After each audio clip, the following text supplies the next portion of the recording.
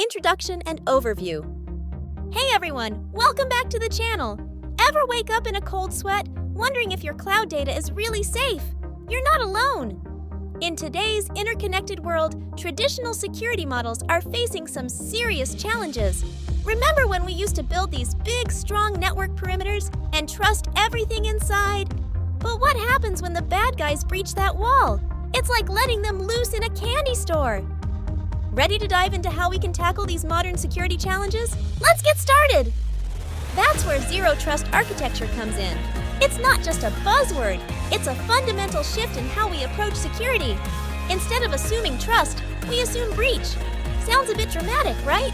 But trust me, it's the smartest way to protect your valuable assets in the cloud. So, what exactly is Zero Trust architecture? Simply put, it means never trust, always verify. Every user, every device, every application requesting access, regardless of their location, needs to prove they are who they say they are, and that they're authorized for the specific resource they're trying to reach. Introduction. Objective. And that's exactly what we're going to break down in this video. We're going to walk through a step-by-step guide on how you can actually implement a Zero Trust architecture within your Amazon Web Services, AWS environment. Whether you're just starting your cloud journey or you're a seasoned pro looking to level up your security game, this video is for you. We'll cover everything from the foundational principles to practical implementation strategies. So grab your favorite beverage, get comfortable, and let's dive in. Section 1. Understanding Zero Trust architecture. All right, before we dive into the details of AWS configuration, let's get a solid grasp on Zero Trust. Picture a building with multiple secure rooms. In traditional security, once you get past the main entrance, you can access most, if not all, of those rooms. Zero Trust, on the other hand, is like having a bouncer at the door of every single room. You need specific credentials and authorization to enter each one individually. Ready to explore how this applies to AWS? Let's get started! The core principles of Zero Trust can be summarized as first, verify explicitly. Always authenticate and authorize based on all available data points. Don't rely on implied trust, second, assume breach. Operate under the assumption that threats exist both inside and outside your network. 3. Least privilege access. Grant users only the access they absolutely need to perform their tasks and nothing more. Now, why is this so crucial, especially in the cloud? Well, the cloud is inherently dynamic and distributed. Your resources are spread across different availability zones, and users are connecting from all over the world. Traditional perimeter-based security simply can't keep up with this complexity. Section 1. Benefits and challenges. Implementing Zero Trust in AWS comes with a ton of benefits. Firstly, it significantly reduces your attack surface. By minimizing lateral movement within your network, even if a breach occurs, the attacker's access is limited. Think of it as damage control on a smaller scale. It also enhances your compliance posture. With granular access controls and continuous monitoring, you have better visibility and control over who is accessing what, making it easier to meet industry regulations. Plus, it improves the overall security posture, fostering a culture of security awareness and accountability within your organization. Of course, implementing Zero Trust isn't without its challenges. It requires a shift in mindset and a commitment to rethinking your security architecture. It can be complex to implement initially, requiring careful planning and configuration. You might face some initial resistance from users due to stricter access controls. But trust me, the long-term benefits far outweigh these initial hurdles. The key is to approach it in a phased manner and to communicate the value effectively to your team. Section 2. Preparing your AWS environment. Initial setup okay, let's get practical. The first step towards implementing Zero Trust in AWS is preparing your environment. If you haven't already, make sure you have an active AWS account. Next, consider organizing your resources effectively. Using AWS organizations can help you manage multiple AWS accounts centrally, which is especially useful for larger organizations implementing Zero Trust across different departments or environments. You'll also want to ensure you have the necessary services enabled. We'll be heavily relying on services like Identity and Access Management, IAM, Virtual Private Cloud, VPC, and various monitoring and logging services, so make sure these are set up and ready to go. Section 2, IAM Policies. Now, let's talk about IAM, the cornerstone of Zero Trust in AWS. IAM policies define who has access to what resources and what actions they can perform. This is where the principle of least privilege really comes into play. Instead of granting broad permissions, you need to create granular policies that grant only the necessary access for each user, group, or role. Think carefully about the specific tasks each user or application needs to perform and craft your policies accordingly. Avoid using wildcard permissions like asterisk. Be as specific as possible.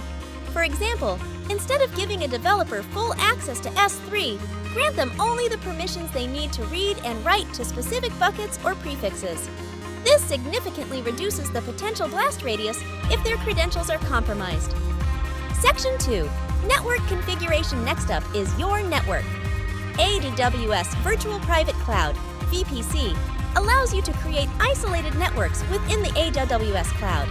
This is crucial for implementing micro-segmentation, a key component of Zero Trust. Within your VPC, you'll create subnets, which are logical partitions of your network. Think of your subnets as different zones with varying levels of security. For example, you might have a public subnet for internet-facing resources and private subnets for your more sensitive applications and databases. Properly configuring your VPC and subnets is the foundation for controlling network traffic and limiting lateral movement. Section 3. Implementing Zero Trust. Identity verification. All right, let's move on to the core of Zero Trust implementation. First up, identity verification. Remember, we never trust, always verify. This means implementing strong authentication mechanisms. Multi-factor authentication, MFA, is non-negotiable here. Require users to provide multiple forms of identification, such as a password and a code from their phone, before granting access. For seamless user experience and enhanced security, consider implementing Single Sign-On, SSO. AWS IAM Identity Center, formerly AWS SSO, allows users to access multiple AWS accounts and applications with a single set of credentials. This simplifies login processes while still enforcing strong authentication. Integrate your existing identity providers like Active Directory or Okta for a centralized identity management system. Section 3. Least Privilege Access. Deep Dive. We touched upon least privilege access with IAM policies, but let's dive a bit deeper. It's not just about initial access, it's about continuously evaluating and refining permissions.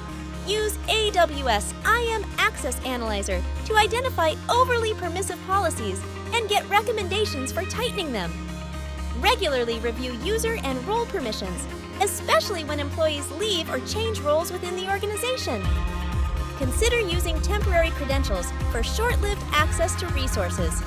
AWS Security Token Service, STS, allows you to grant temporary security credentials to trusted entities.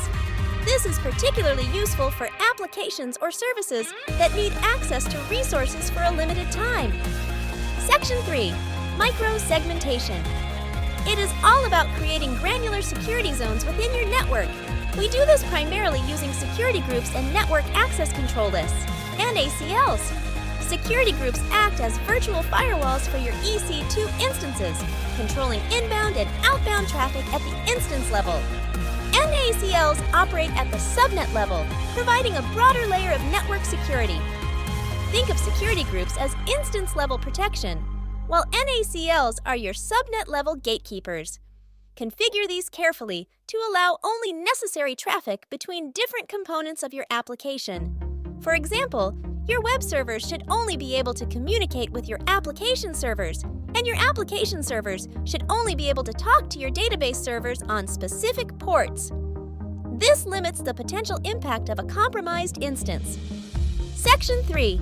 Continuous Monitoring Zero. Trust isn't a one-and-done deal, it's an ongoing journey. Continuous monitoring is crucial for spotting and responding to threats. With AWS CloudTrail, you can keep a detailed log of every API call made in your AWS account, giving you a clear audit trail of who did what and when. AWS Config helps you track the configuration of your AWS resources over time, making it easier to spot any deviations from your desired state. Set up alerts and notifications for suspicious activity. Integrate these services with your security information and event management (CM) system for centralized logging and analysis. Regularly review your logs and configurations to identify potential security vulnerabilities and ensure compliance. Section 4. Best Practices and Tips. Regular audits, all right. Let's talk about some best practices to keep your Zero Trust implementation humming. Regular security audits are crucial. Periodically review your IAM policies, security group rules, NACL configurations, and CloudTrail logs. Use tools like AWS Trusted Advisor and AWS Security Hub to identify potential security weaknesses and get recommendations for improvement. Consider conducting penetration testing to identify vulnerabilities that might have been missed. Engage with security professionals to get an external perspective on your security posture. Section 4. Automation is your friend when it comes to maintaining a robust Zero Trust environment. Use AWS Lambda to automate security tasks like rotating access keys or responding to security events. AWS Systems Manager can help you automate patching and configuration management across your EC2 instances. Infrastructure as Code, IAC tools like AWS CloudFormation or Terraform allow you to define and manage your infrastructure in code, ensuring consistency and repeatability. This is essential for maintaining a consistent and secure Zero Trust environment. Section 4. Incident Response. Even with the best security measures, incidents can still happen. Having a well-defined incident response plan is crucial. Outline the steps you'll take in case of a security breach, including identification, containment, eradication, recovery, and lessons learned. Regularly test your incident response plan with tabletop exercises to ensure your team is prepared. Leverage AWS services like Security Hub and Guard Duty to detect and respond to threats quickly. Conclusion. Recap. Wow, we covered a lot today. Let's quickly recap the key takeaways. We learned that Zero Trust is about never trust, always verify, and it's crucial for modern cloud security. We walked through preparing your AWS environment, focusing on IAM policies and network configuration. Then, we delved into the implementation steps, including strong identity verification, least privilege access, micro-segmentation, and continuous monitoring. Finally, we discussed best practices like regular audits, automation, and having a solid incident response plan. Conclusion. Call to action and additional resources. Implementing Zero Trust in AWS is a journey, not a destination. It requires continuous effort and adaptation, but the security benefits are undeniable. I've also included some helpful links in the video description and some resources for further reading. Definitely check those out. If you found this video helpful, please give it a thumbs up and subscribe to the channel for more cloud security tips and tutorials. What are your biggest challenges when implementing Zero Trust? Let me know in the comments below. Thanks so much for watching. Stay secure, and I'll see you in the next video.